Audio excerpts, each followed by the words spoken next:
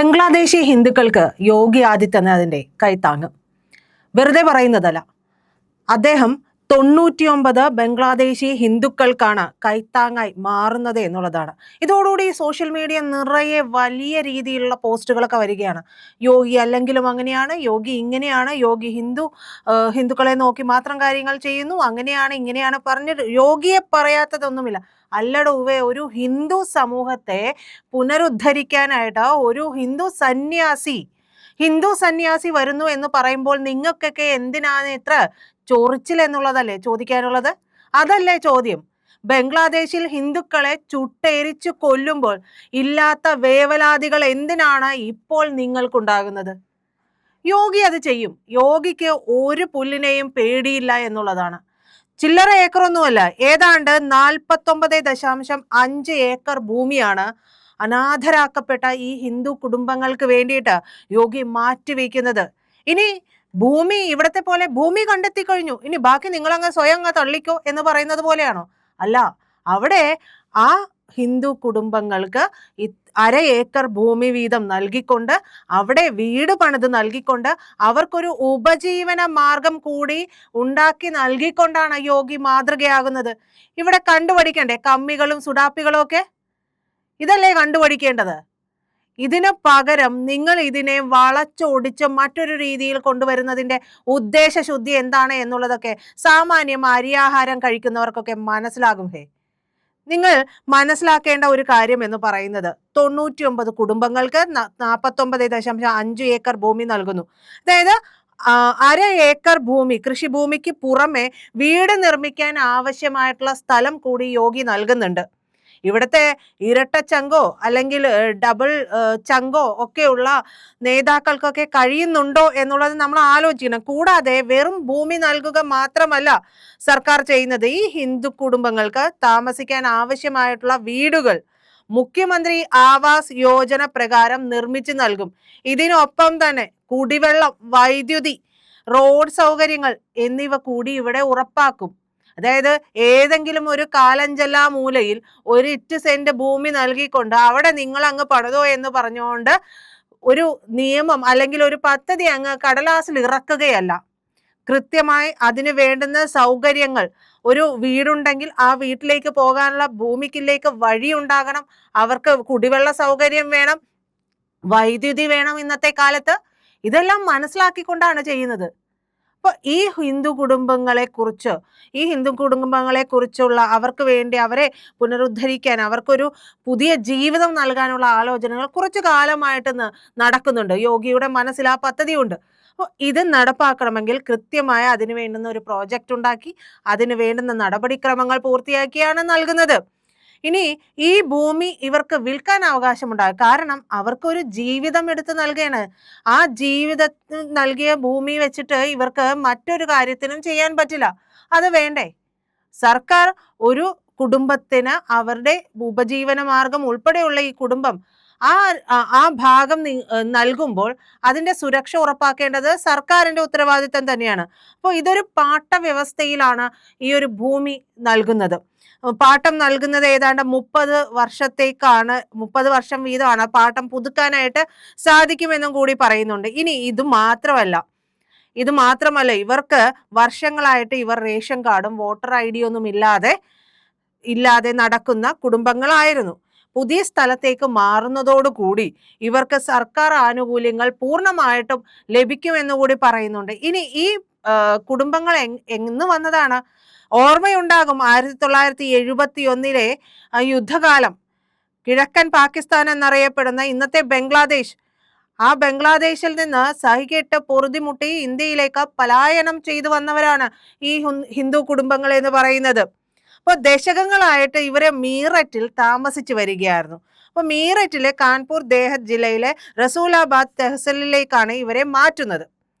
ഈ ഭൂമി ഇവർ താമസിച്ചു കൊണ്ടിരിക്കുന്ന ഈ സ്ഥലം എന്ന് പറയുന്നത് ഒരു തടാകത്തിന് സമീപമായിരുന്നു. ഇവർ താമസിച്ചു കൊണ്ടിരുന്നത് ഒരു തടാകത്തിന് സമീപമുള്ള പുറംപോക്ക് ഭൂമിയിലാണ്. അപ്പോൾ ഇവിടെ കാലാകാലം ഇവർക്ക് താമസിക്കാൻ കഴിയില്ല. ഇവർക്കാണെങ്കിൽ ആനുകൂല്യങ്ങളൊന്നും, സർക്കാർ ആനുകൂല്യങ്ങളൊന്നും ലഭിക്കുന്നില്ല. കാരണം ഇവർക്ക് നമ്മൾ പറഞ്ഞതുപോലെ വോട്ടർ ID ഇല്ല, യാതൊരു തരത്തിലുള്ള ഇന്ത്യക്കാരനാണ് എന്നുള്ള തരത്തിലുള്ള യാതൊരു തരത്തിലുമുള്ള ഐഡന്റിറ്റി രേഖകളും ഒന്നുമില്ലാതെ ഇവർ കഴിയുകയാണ്. അവർക്ക് ഒരു പുതിയ ജീവിതം തന്നെ കൊടുക്കുന്നു. അതായത് റേഷൻ കാർഡ് കൊടുക്കുന്നു, പുതിയ തിരിച്ചറിയൽ കാർഡ്, ഐഡന്റിറ്റി കാർഡുകൾ കൊടുക്കുന്നു. അങ്ങനെയുള്ള എല്ലാ സൗകര്യങ്ങളും ചെയ്തുകൊണ്ടാണ്. അപ്പോൾ ഇവരെ സുരക്ഷിതമായിട്ടുള്ള ഒരു ഭൂമിയിലേക്ക് മാറ്റാനായിട്ട് അങ്ങനെ തീരുമാനിക്കുകയാണ് ചെയ്യുന്നത്. ഇതുപോലെ നേരത്തെ തന്നെ 63 കുടുംബങ്ങളെ കാൺപൂരിൽ ദേഹത്തിൽ തന്നെ പുനരധിവസിപ്പിക്കുകയും ചെയ്തിട്ടുണ്ട്.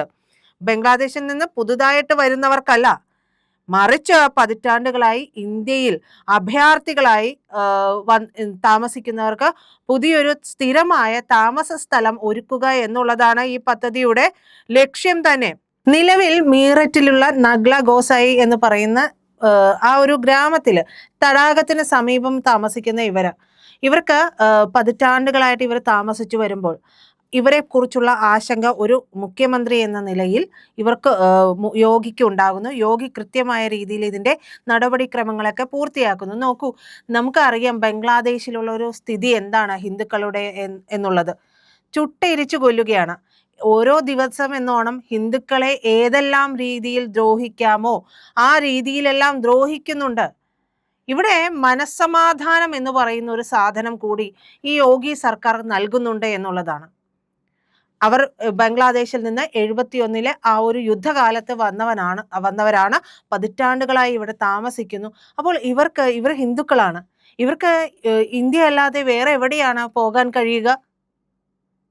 ഇതേപോലെ തന്നെ മറ്റൊരു വാർത്ത കൂടി വരുന്നുണ്ട്. അതായത് മതപരിവർത്തനത്തിന്റെ ഭീകരത മൂലം ഒരു യുവാവ് അവിടെ ആത്മഹത്യ ചെയ്തു. മതപരിവർത്തനം നടത്താനായിട്ട് ഇവർ ശ്രമിച്ചുകൊണ്ടിരിക്കുന്നു. ആ യുവാവിനെ വലിയ രീതിയിൽ ഭീഷണിപ്പെടുത്തിക്കൊണ്ടിരിക്കുകയാണ്. ആ ഭീഷണിയേറ്റ യുവാവ് ഒടുവിൽ നിൽക്കക്കളിയില്ലാതെ ആത്മഹത്യ ചെയ്യുന്ന ഒരു അവസ്ഥ നമ്മുടെ ഭാരതത്തിലുണ്ട് എന്ന് പറഞ്ഞാൽ നിങ്ങൾക്ക് വിശ്വസിക്കാൻ കഴിയുമോ? ഉണ്ട്. അത്തരത്തിലുള്ള നടപടികളുമായി ചില ആളുകൾ, ഇസ്ലാമിസ്റ്റുകൾ നമ്മുടെ രാജ്യത്ത് തിങ്ങിപ്പാർക്കുന്നുണ്ട്. അവരെ മാറ്റി നിർത്തി കഴിഞ്ഞിട്ടുണ്ടെങ്കിൽ, അവരെ ഇവിടെ നിന്ന് മാറ്റിയിട്ടുണ്ടെങ്കിൽ, അനധികൃതമായി ബംഗ്ലാദേശിൽ നിന്ന് ഇവിടേക്ക് കുടിയേറി പാർത്തവരെ എല്ലാം SIR മുഖേനയൊക്കെ ഇവിടെ നിന്ന് മാറ്റിയിട്ടുണ്ടെങ്കിൽ, നമ്മുടെ രാജ്യത്ത് നമ്മുടെ ആളുകൾക്ക്, നമ്മുടേതായ ആളുകൾക്ക്, പതിറ്റാണ്ടുകളായി ഇവിടെ വന്ന് താമസിക്കപ്പെട്ടിട്ടുള്ള ഹിന്ദു കുടുംബങ്ങൾക്കൊക്കെ ഇത്തരത്തിൽ അഭയം നൽകാനായിട്ട് സാധിക്കും. പല ജില്ലകളും ബംഗാളിലൊക്കെ നോക്കിയിട്ടുണ്ടെങ്കിൽ പല ജില്ലകൾക്കും ചില പേരുകളുണ്ട്. പ്രത്യേകിച്ച് മുർഷിദാബാദ് പോലുള്ള ജില്ലകൾ, ഈ അത്തരത്തിലുള്ള പല ജില്ലകളിലുമൊക്കെ താമസിക്കുന്നത് ഈ ഇസ്ലാമിസ്റ്റുകളാണ്. ഇതുപോലെ ഓരോ സംസ്ഥാനത്തും ഇത്തരത്തിലുള്ള ആളുകൾ തിങ്ങി താമസിക്കുന്ന സ്ഥലങ്ങളുണ്ട്. ആ സ്ഥലങ്ങൾ ഒഴിപ്പിച്ചെടുക്കുക തന്നെ വേണം. ആ സ്ഥലങ്ങളിൽ ഇവർ നിന്നുകൊണ്ട് ഇവർ പലതരത്തിൽ ബംഗാളി എന്ന ഒറ്റവാക്കിൽ ഇവർ പറയുക, ഒറ്റവാക്കിൽ ബംഗാളി എന്ന് പറയും. പക്ഷേ ഒറിജിൻ അങ്ങ് ബംഗ്ലാദേശിലാണ്. അവിടെ നിന്ന് വന്ന ഇവിടെ കൊലവിളി, മോഷണം എന്ന് വേണ്ട സകല വിധത്തിലുള്ള രാജ്യവിരുദ്ധ പ്രവർത്തനങ്ങളും നടത്തിക്കൊണ്ട് അവരിവിടെ സുഖസുന്ദരമായിട്ട് കഴിയുന്നു. അടിച്ചിറക്കണ്ടേ ഇത്തരത്തിലുള്ള ആളുകളെ? അടിച്ചിറക്കി ശുദ്ധികലശം നടത്തണം. എന്നിട്ട് സാധാരണക്കാരായ ഇവിടത്തെ നിവാസികളായിട്ടുള്ള നമ്മുടെ അതായത് ഭാരതീയരായിട്ടുള്ള ഓരോരുത്തർക്കും സുരക്ഷയൊരുക്കണം.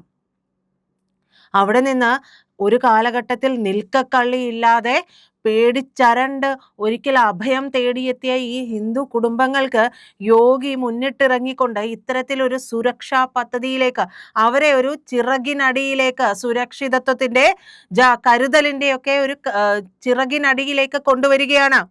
അപ്പോൾ യോഗി മുന്നിട്ടിറങ്ങുമ്പോൾ ഒരു സന്യാസിയാണ് ഈ യോഗി വരുമ്പോൾ അതായിരുന്നല്ലോ പറഞ്ഞത്, ഒരു സന്യാസി വന്നിട്ട് എന്തോ ചെയ്യാനാ?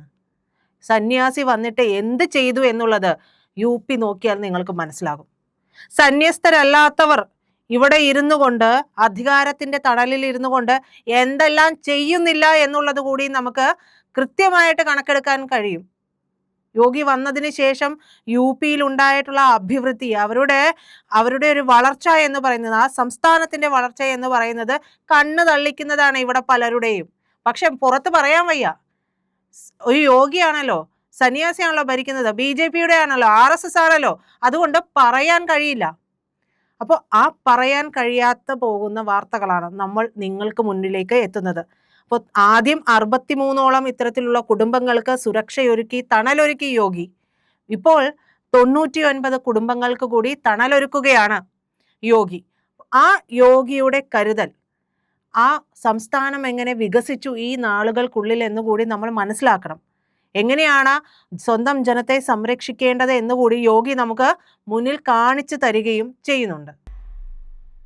പ്രിയപ്പെട്ട പ്രേക്ഷകരെ, ഇന്ത്യ ലൈവിന് നിങ്ങൾ ഇതുവരെ നൽകിയ എല്ലാ പിന്തുണയ്ക്കും നന്ദി. സഹകരണം കൂടുതൽ പ്രതീക്ഷിക്കുകയാണ്. എല്ലാവരും ചാനൽ സബ്സ്ക്രൈബ് ചെയ്യുക, കൂടെ ആ ബെൽ ബട്ടൺ കൂടി ഒന്നമർത്തുക.